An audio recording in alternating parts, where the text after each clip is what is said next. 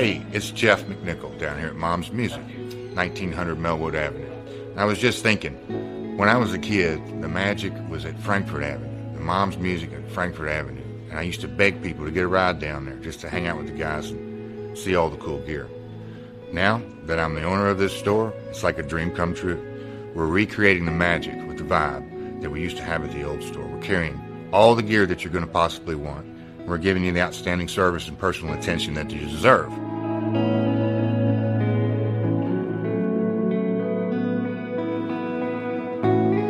Yeah, so we've got the great guitar shop here. We're carrying USA Fender, USA Gibson, Paul Reed Smith, Gretsch, Jackson, Charvel, anything you could possibly want. We're going to have it for you. Mom's is and always will be Louisville's music store.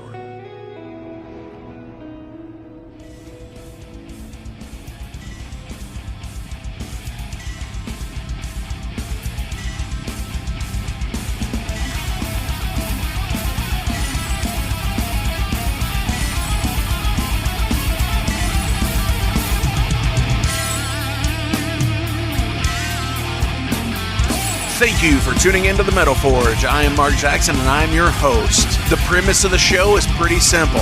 Awesome interviews and awesome music.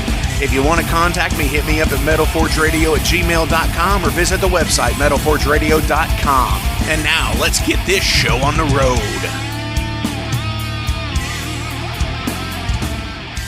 What's going on, Metalheads? Thank you for tuning into the Metal Forge. I'm your host, Mark Jackson. It's Friday, November the 27th, the day after Thanksgiving here in the United States, so we're kind of having a little bit of a leftover turkey sandwich day here in the Metal Forge.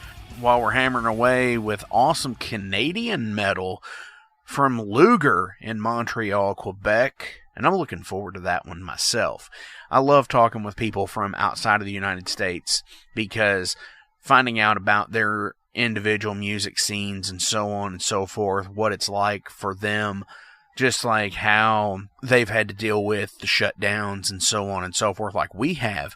It's always something interesting, I think. That's just me, though. So I'm going to keep it short. I'm going to keep it sweet today. Hit over 500 likes, or follows, rather, on the Instagram page this week. Fucking awesome. Keep sending it out to people. Going to be having some new stickers come up soon as well. So if you want one, hit me up. Sending them to you for free because they're awesome. I want to thank Jason Karuna from Her Worst Nightmare in Chicago for those.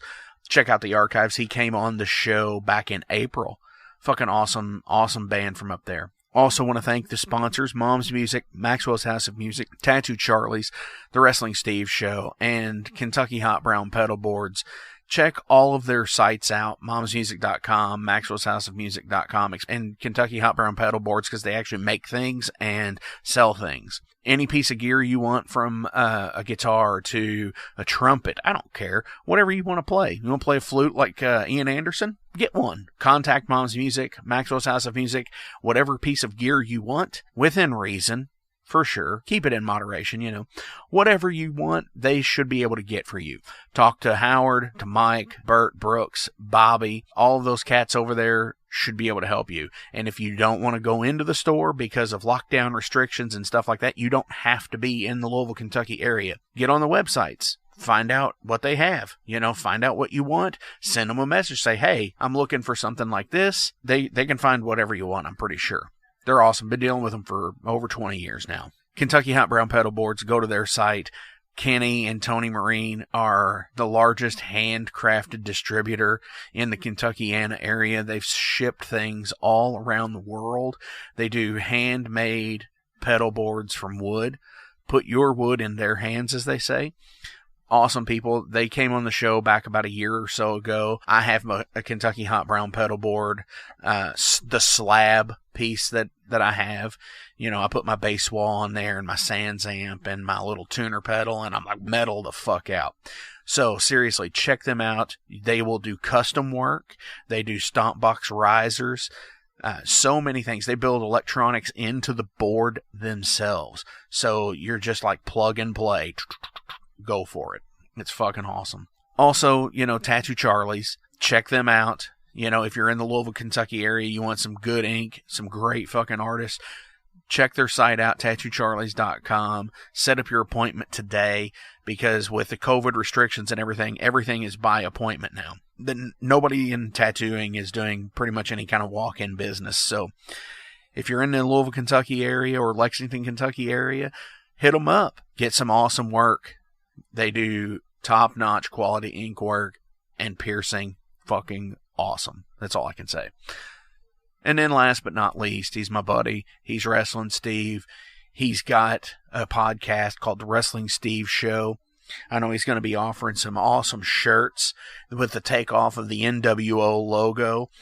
And those will be available here soon. I'm not giving a date. I don't know when he's going to do it. But, hey, hit him up. Listen to the show. He's got awesome stuff going on. He does pay-per-view reviews. He just talks about general profile stuff. And then sometimes he'll even do an episode where it's all about stuff that he's into, like the comics and gaming and stuff like that. So check out the Wrestling Steve Show. And everywhere you can go to find them, check out the links below. I think I've rambled on long enough here. This is from the Cosmic Horror EP, which came out just this past July. This is going to be Sleaze Attack.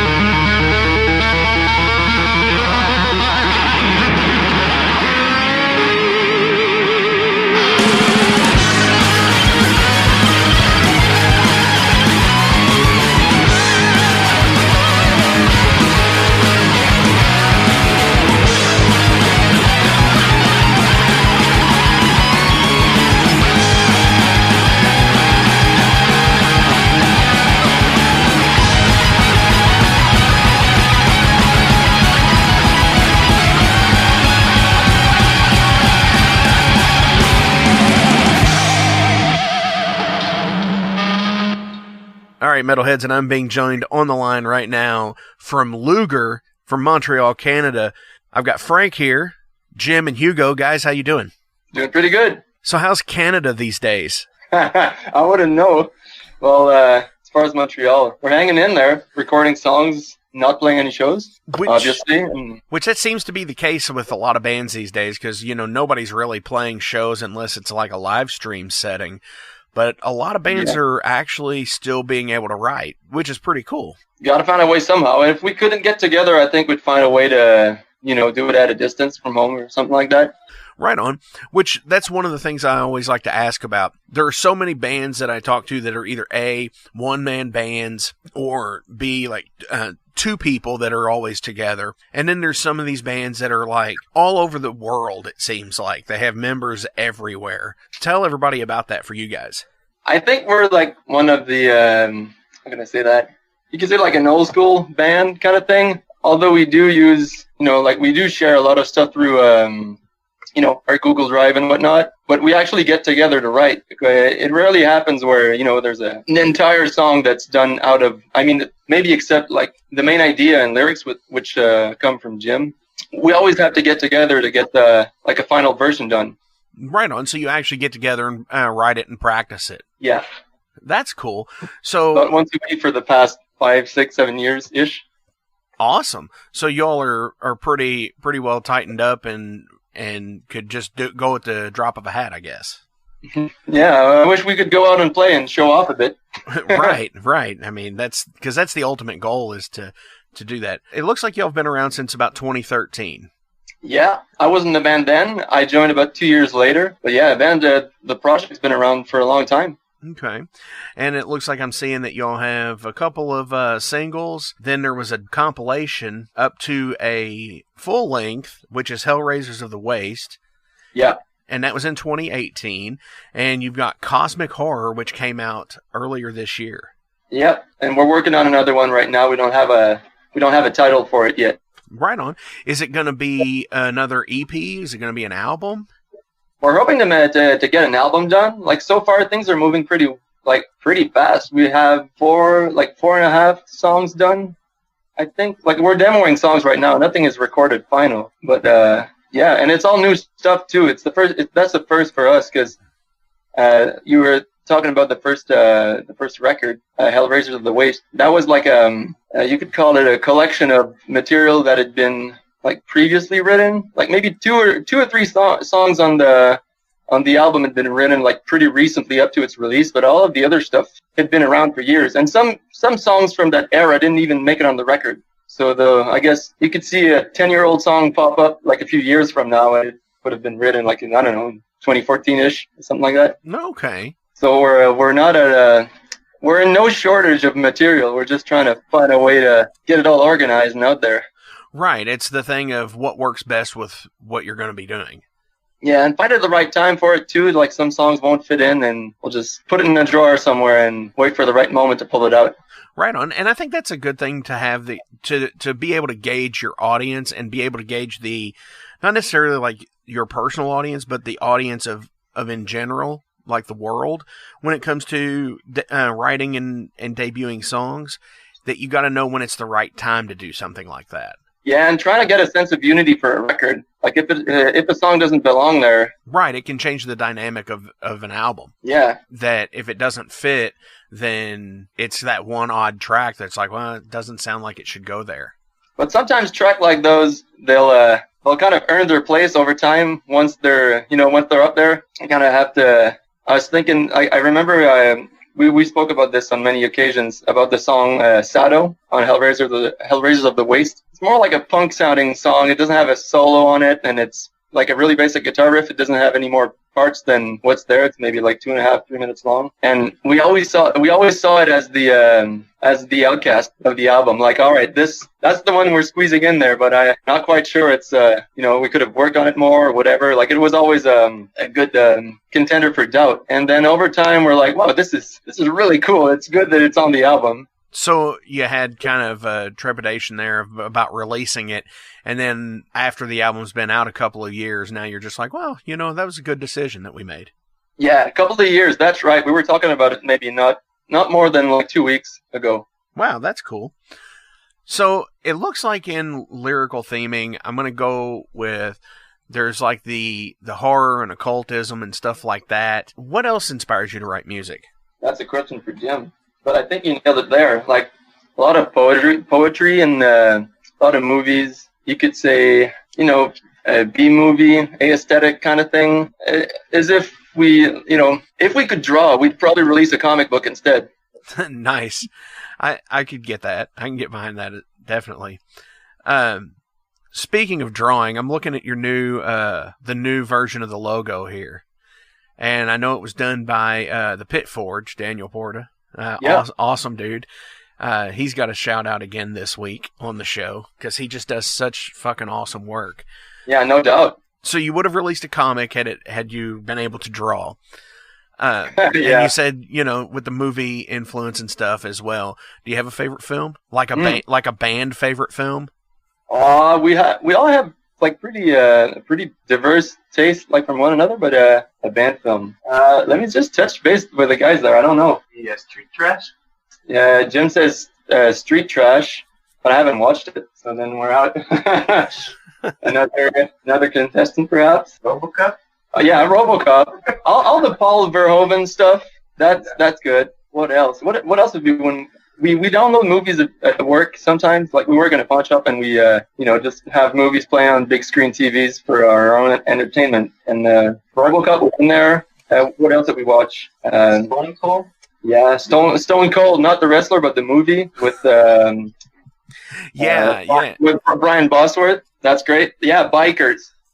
Wow, yeah, I have bikers in there. I have not seen that film in so long, but I have seen it. It's been like 20 years.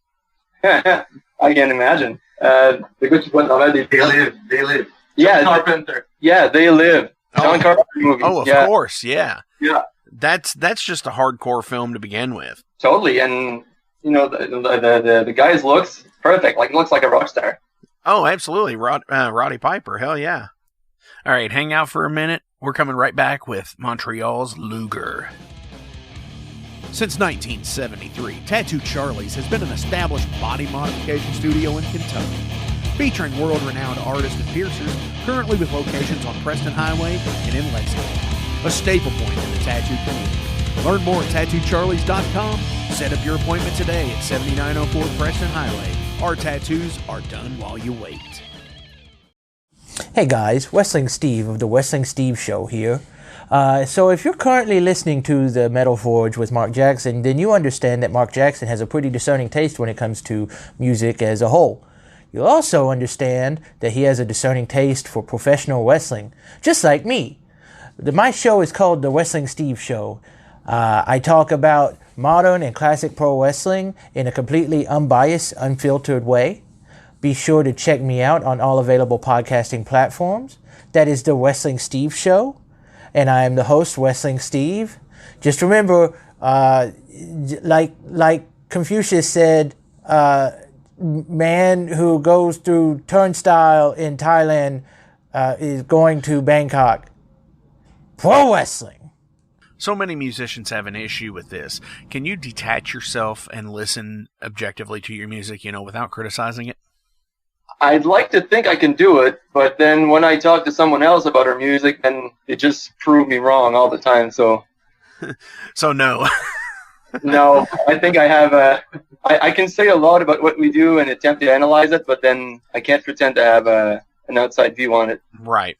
Do you pick it apart like a lot of people do? Do you like, I really wish I hit this different or this was recorded differently? Not really. Sometimes, but I haven't. I think Jim may pick songs apart when he's writing or trying to organize ideas. He has a good grasp over like the creative aspect of things.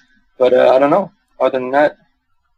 Right on. That's understandable. So when you all record, do you get together all in the room and just jam it out and play, or do you, stack everything with the drums and then the bass and then the guitar, etc., like with a bunch of overdubs? We've always done it live, and we're hoping to do it again because that's the way we write, rehearse, and perform like normally, like if we'd be playing shows. So like we'll add the occasional overdub, maybe do like a second guitar track besides like the obvious solos and embellishments and whatnot. Right. And then do the vocals on top. But so far, like everything we've ever recorded was done live. Right on. I think that adds a different feel to music when you do something live like that. It's more organic feeling. It can sometimes be a bit all over the place, but it's the way we practice. So even if like say that the tempo of song goes back and forth between fast and slow and whatever, chances are it's going to sound like the band playing together. And yeah, like you said, it's going to sound more more natural than that. It makes me wonder when actual bands started recording separately. You know what I'm saying? Like when somebody went in and everything became an overdub, where they would overdub every guitar line and obviously the vocals and such and whatnot. But like when the bass became overdubbed, then the guitars became overdubbed, as opposed to all playing live. You know what I'm saying? For the few times that I've done it, it's completely another thing, and it doesn't make it a bad thing though. What I mean is it's like learning a whole different. It's like learning a different instrument. Right. It's a completely different method, and it's very. You have to be very organized, and it requires like a broader vision of what the song is, and you have to put yourself in context and do it consciously rather than just let yourself get carried away by the energy of of the whole band pushing and maybe letting a mistake slip in here and there. Right.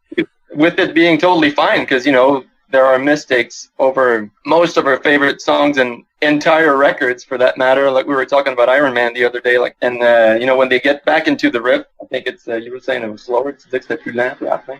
Exactly. Like how much they drag and slow it down when they get back in the riff at the end of a song. You could have gone to the trouble of writing a click track for that and done it on purpose. But since it just happened like that, I don't know. It's part of the appeal. And part of the magic that goes with that music. Definitely.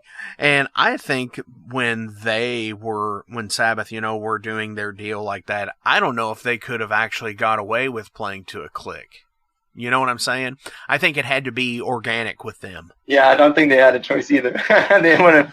Well, no. Not only did they not have a choice, but like I'm saying, with like Bill Ward's offhand style of playing, and Geezer and Tony's setup was just. I think that was the only thing that they could have ever done. Like a Sabbath style way of recording, if you would put it that way. Yeah, which makes sense, because if you and I don't know, I'm trying to picture how it was for them, but I remember recording overdubs for the first album here with our guitar player back then, Max, and that was a weird experience, and I could tell he was really uncomfortable outside of the band when he was playing like outside of the ensemble of us playing together. It basically made it impossible to get like many takes and consistent performance out of him. I can understand him to a degree, because if I had been in his shoes, I would have probably struggled as well, because all of the music that I'd prepared and rehearsed was done with the band, and like doing it out of context, you're out of your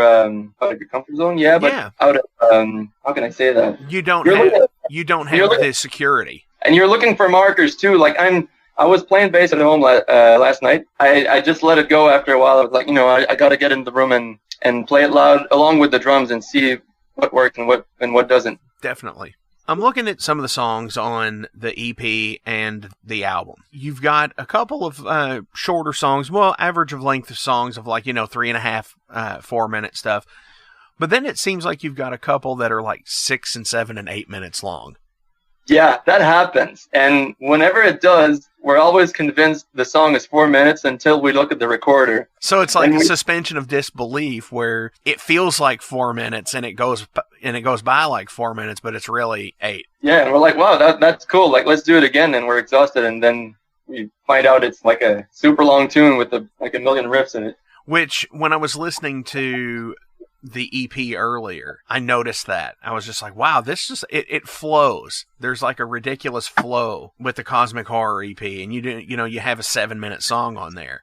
Oh, that's cool. Like, I'm glad you liked it. Yeah, and it's just like one of those things where it's like, when by the time you're done, you don't feel like you've listened to 20 plus minutes of music.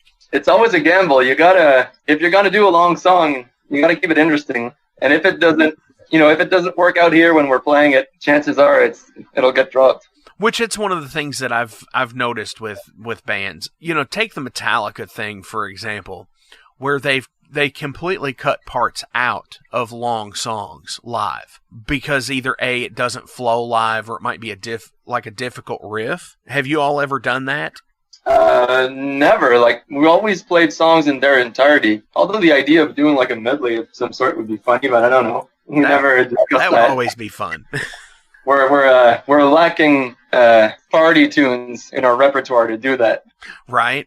The songs that you could string together and make one cohesive thought. Let's talk about performing, because I always like to think that us as musicians, we have two parts of our collective entity. We have the writer aspect, which, the write, the record, all of that. And then we have the performance aspect. And I sometimes look at artwork to be part of that performance because I think it's adding the visual to the audio. So do you have a favorite city or venue you like to perform in?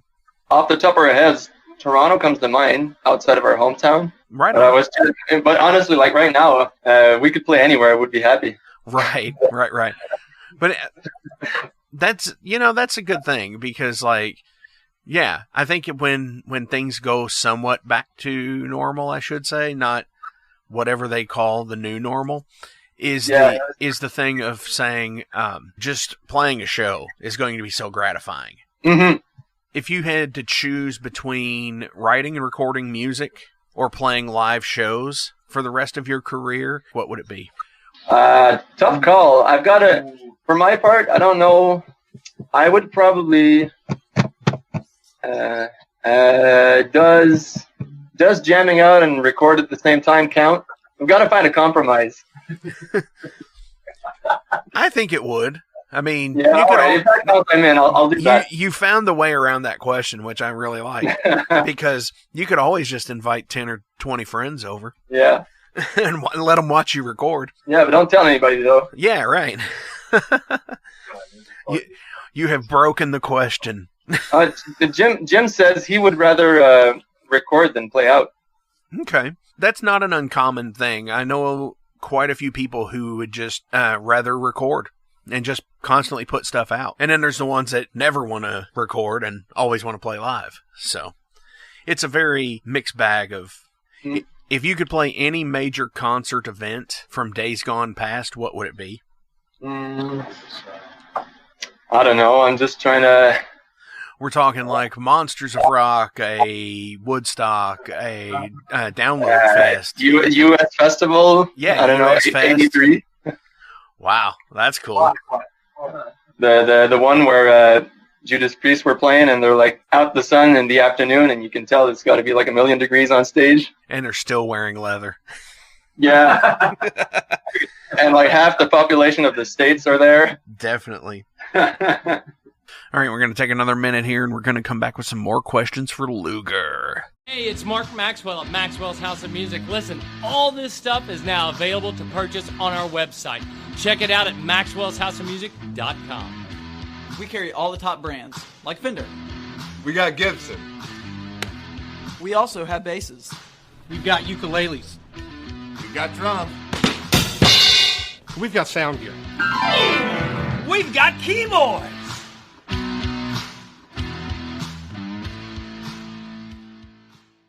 All right, I want to break into some random questions here. These are the general questions about you as a person or your band as people. And I consult a list of index cards with questions on them, and we're going to try and do them in a rapid-fire way, but if a discussion breaks out and we get into anything, why not? Let's talk about it. Who do you wish you never saw live? Wow. C'est quoi le show que t'aurais voulu jamais voir? C'est un que tu regardes d'avoir vu. we're discussing right now. We have to find an answer for that one. Sure. I can't think of one myself. I maybe only. There's not a band that you've seen live that just kind of ruined it for you, that you're like, man, I wish I never saw them? I wish I couldn't see that band. I don't know. No, probably if that happens, we're just gonna wind up outside, hanging out with whoever's there. But yeah, Buddy Guy. Well, Jim says Buddy Guy. Wow. He was disappointed because it was just soloing all along, like for the whole show, and then like Just nothing. cover song. Yeah, a whole bunch of cover songs and nothing really interesting. Kind of ruined the magic. You know, I could see that. I mean, if you're not, the whole virtuosic thing is kind of, to me, being a musician even, is a pretty acquired taste. I think it's one of those things that, you have to know going into it that that's what you're going to see. And it can kind of ruin a show when somebody's just constantly noodling away, I think. And I don't know, if you were in for that, that would have been a great show. But Right. What is the best album by your favorite band? Rust in Peace by Megadeth. So Close second to and a close second would be Peace Sells. Right That's on. for me. So you've established it now that Megadeth is your favorite band. So now the second half of this question is, what is the worst album by your favorite band? That's a tough call. I'd say. Well, actually, no. It's a very easy question to answer because most of what they did past 2010 was not really good. So either Endgame or Super Collider or those albums, yeah, you can flush them down. Yep, I can agree. I saw them on the Super Collider tour with Iron Maiden, and they played like 3 or 4 songs off of it, and I was like, oh my gosh. Oh, yeah. I'm sitting like third row, and I'm just like, Dave, shut up. I'm curious to see what they're going to come up with next, and I don't know where I read that, in a Facebook post or whatever, but I know that it was an interview with Dave Mustaine. He was saying that he had listened to his son's advice, telling him that those records weren't heavy enough, and he was doing more harm than good to his to his fans. Right. I can agree with that because it's like Dave has always had an agenda with his music, I think. Like, staying away from like the United States political scene and stuff like that with like, the anarchist edition of lyrics that he comes up with. I think also with Dave is that his lyrics are secondary to everything else in the band. I think if he could get away with being in a band that had no vocalist and play what they're playing, and still sell what they sell, I think he would do that. I definitely see where his son is correct in saying that they're not heavy enough for Megadeth albums. Definitely not. And is this album? One of the other things I thought though was I actually thought Dystopia was somewhat back on the right track. Yeah, definitely. Because it has I think it's a different thematically than the previous, Endgame, Super Collider, The System Has Failed, United Abominations, all of that stuff it got away from all of that subject matter, I think. Yeah. He's trying too hard to hold back his natural heavy side, which he should just let it out. It's worked wonders in the past. That's like the magic he has in him. So. Right. What was the first concert you ever attended? Very first. Like, funnily enough, I think it was a Megadeth tribute band. Nice. It cost $2 to get in. Wow. It was in my hometown. Was that when tickets were like $2, or was it just one of those things where it was like that's all they felt like charging? Second option sounds more realistic. Kind of an excuse to set up in a bar somewhere instead of their jam space and get loaded. Right. Still made an impression though. Were they called something crazy like Peace Sells or something? You know what I'm saying? Like most of the tribute bands have some kind of cheeky, like the Metallica tribute band that's really big here in the States is called the Four Horsemen. Yeah, no, well they were named after a song too, but I think they picked a clever one. They were named 502. Nice. which you won't really know is a Megadeth reference if don't have an idea of like with the band's catalog or whatnot. Right. If you were from the Louisville, Kentucky area like I am, you would think it was their area code, because that's the area code is 502. What's your favorite food? Good question. Jim says Mexican, that'll do. Hugo says Chinese food. And for myself, I don't know. Favorite food? What kind of question is that? Yeah, I don't know. Right on. But we got two of the others going. We got Chinese and Mexican, which is cool. Who would you like to see perform live if money or time didn't matter? You mean time as in time travel, or Jim wants to go see the Cramps? Okay. Hugo wants to go back and see Motorhead in the 80s. Brian Robertson era? No, he says Ace of Spades era, like 1980. Oh, wow, yeah. So, yeah, like 40 years ago era. Awesome. I think I would have gone for a similar choice, but I was lucky enough to see him around 2012 when Lemmy was still in good shape, and they had Mickey D on drums, so I was right on. Who would you say is the most underrated musician? Whoa, okay, legit answer there. Geezer Butler from Hugo. Definitely. I would agree with that, because Geezer is fucking awesome and does not get near the credit like what Tony got. Who would be the most overrated then?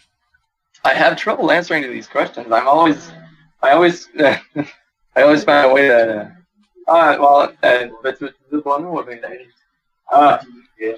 Jim says The Edge. You too. Or just the entire band.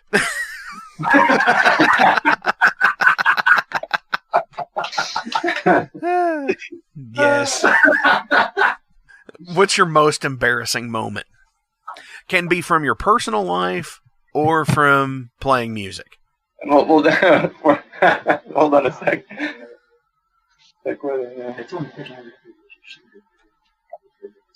We're trying to keep it band related, not to get too heavy there. No, you're good.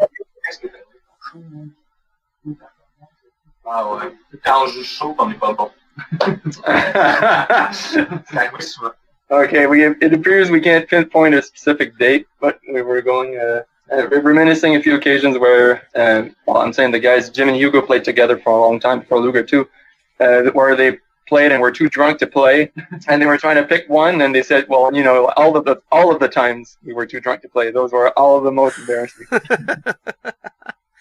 For sure. Those are usually when you're so out of it that you're like, I have to play. What? Real quick on this one. Sabbath or Zeppelin? Sabbath. Oh, tough call. Hugo says John Bonham in Sabbath. Hugo says John Bonham on drums in Sabbath.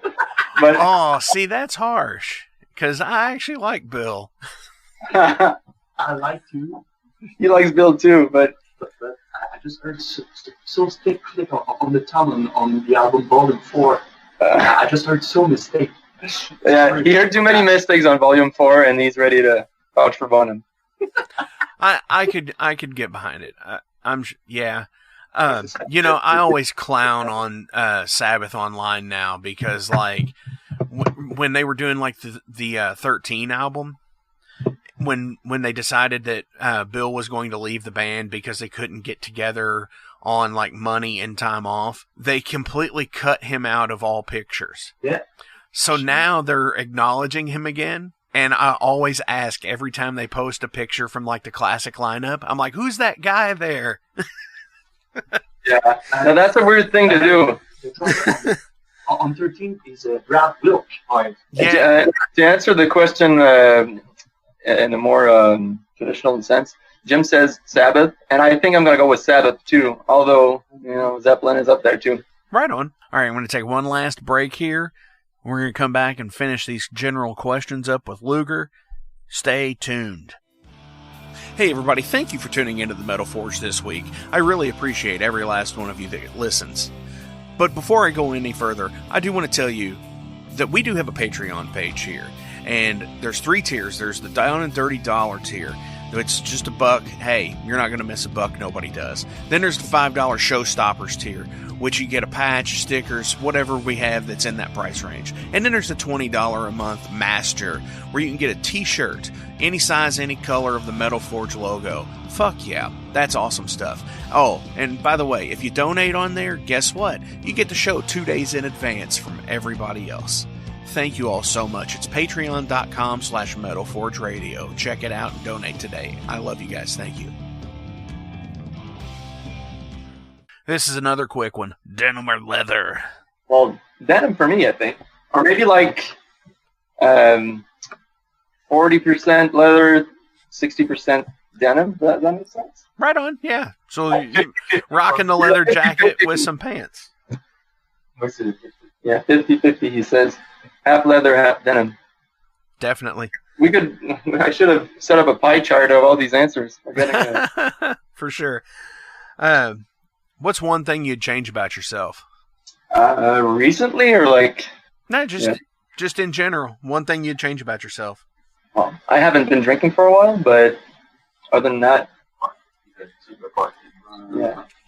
Yeah, we're all a pretty quiet bunch these days. Right.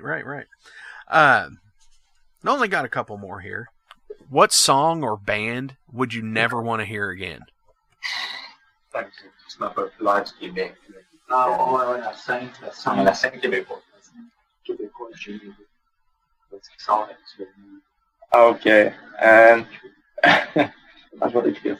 I'm looking for the right words to describe this, but the guys are both looking at me with the same answer in mind. They're thinking about our local pop music scene, kind of. Right. Or like our local FM radio, mainstream, whatever. Like you can name drop all the right buzzwords there to narrow down my idea. But yeah. Okay. So yeah, you just don't want to hear what's on the local station and the local pop scene. That's right. Right on. Yeah. That's understandable. Because, you know, with people who have their finger on the pulse like they say they do, they sure get a lot of shit wrong. What do you invest too much time into? Working. Jim says working. Yes. Jim wins already. Yeah. And a fast answer too. That didn't hesitate much. No, that's probably the best answer I think I've got on that question. Some people say writing music. Oh no, they've got it. They've got it wrong. It's the other way around. Right. It should be work. Before we go, do you have any shout outs you like to give to people? Well, shout out to Daniel, that's for sure, for the artwork. Hell yeah. And I love the ones on the Bandcamp page, by the way. Oh, the ones for the more recent images. I think those were for merch. Yeah, I love the shout outs on the Bandcamp page for Cosmic Warrior about thanks to Tom Barber, Mobius, and Heavy Metal Magazine. Yeah, that's Jim's writing there. Hell yeah, because Mobius and Heavy Metal are fucking awesome. He says it's his main inspiration for the cover art. Definitely. I'm digging that. I dig the artwork, actually. It's old school. It's like it's something that you would see like on an 80s album. It was kind of done old school too, because it's I don't know what's the you say collage in English too? Yeah. Yeah, he basically cut out pictures out of magazines and stuff and pieced up his own idea, and then what Daniel did was go over it and do a touch-up of the, coloring and everything, and designed a new logo to put on top of it. Right on. So it was much of a joint effort. Definitely. And the new logo is crazy, like, crazy good. Like there again, that was like a sketch that Jim had done, and then Daniel took that and ran with it. So hell yeah, he's awesome. So tell everybody how you can get a hold of you guys to buy merch, to tell you all, hey, y'all are doing an awesome fucking job. How can people do that? The best place is always Bandcamp, because they're the ones that let the most money through to the artist, and we've been pretty well disciplined, like as of late, as far as shipping orders and taking care of our little business. So that's the best place. Bandcamp is definitely the best. And then otherwise, hit us up on Instagram and Facebook, and that's it. We have some shit coming up. Yeah, Jim reminds me we have some new shirts and new merch coming up soon. Definitely. It looks like y'all got the Sleaze Attack baseball tee up on the Bandcamp page, the Serpent Woman shirt, the Space Coma t-shirt. By Daniel Ford. Yeah, which Daniel did the visuals for. Hell yeah, and they always look they look killer for sure.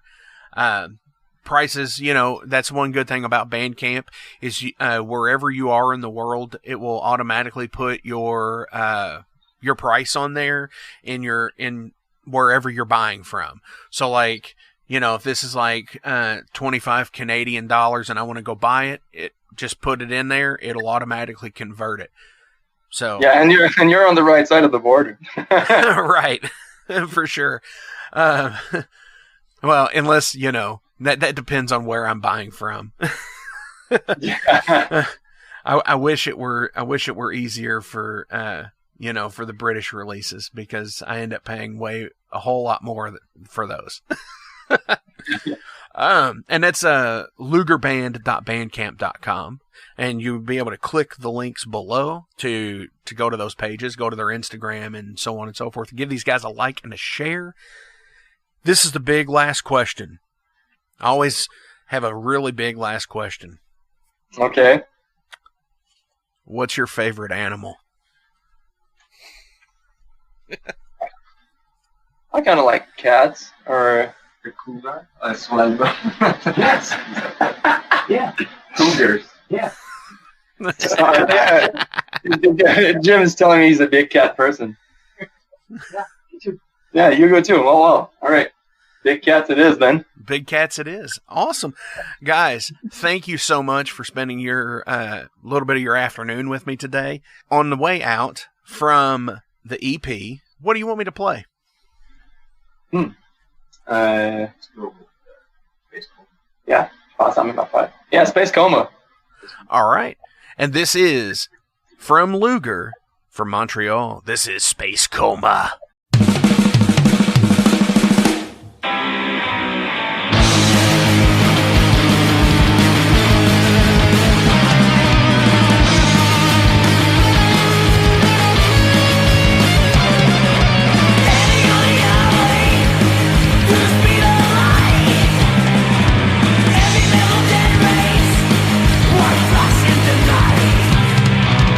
Taking you higher, burning inside, dropping you to a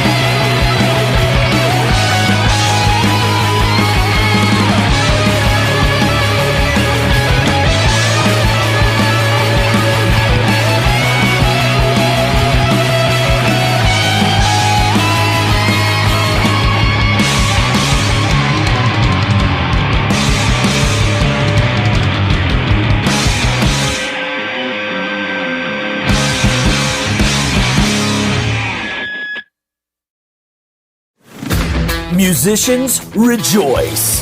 Confused with all the modern and technical pedalboard selections? Look no further. Kentucky Hot Brown Pedalboards offer their homemade wooden and custom pedalboards for guitarist and bassist alike. Established in 2013, KYHBPB has helped support not only the local Louisville scene, but a large array of big and small players from across the entire country. More info can be found at KentuckyPedalboards.com. Favorite food? What kind of question is that?